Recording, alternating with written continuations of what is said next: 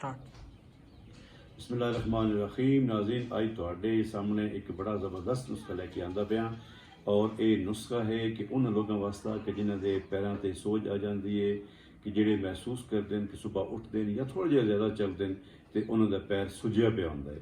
तो बड़ा ज़बरदस्त नुस्खा है। तो मैनूं उम्मीद है कि तुसीं ये नुस्खा इस्तेमाल करन तो बाद यकीनन जो है वो बड़ा फ़ायदा हासिल कर सो। तो इस तो पहले कि नुस्खा मैं तुहाडे सामने लैके आवां, जिन्हें मेरे दोस्तों अजे तक चैनल को सबसक्राइब नहीं किया वो चैनल सबसक्राइब कर दें और इस पर एक बैल आइकन का एक बटन होंदा वो लाजमी प्रेस करन।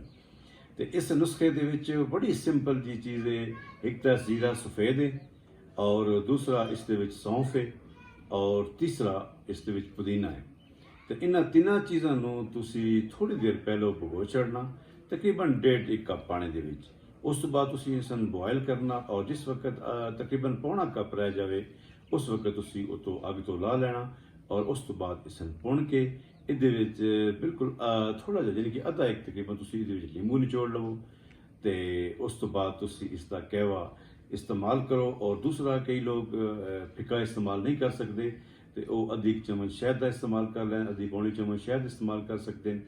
अगर शहद भी अवेल ना हो थोड़ा जिहा गुड़ इस्तेमाल कर लवो, अगर गुड़ भी ना हो तो फिर थोड़ी जी चीनी इस्तेमाल कर लो। और यकीन जानो इसका इतना अच्छा रिजल्ट है कि दिन में तुसीं तकरीबन 2 तो 3 दफ़ा अगर इसे इस्तेमाल करते हो तो यकीनन 2-3 दिनों के अंदर इस इंशाल्लाह बेहतरी होगी।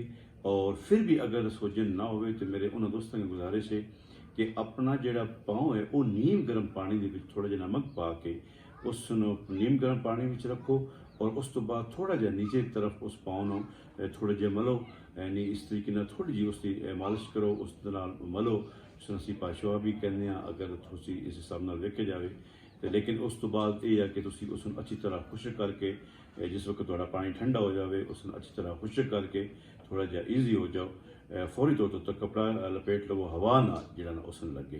तो इस अमल के करन नाल सिर्फ चंद दिन दे विच इंशाल्लाह तुहाडा मसला हल हो जाना।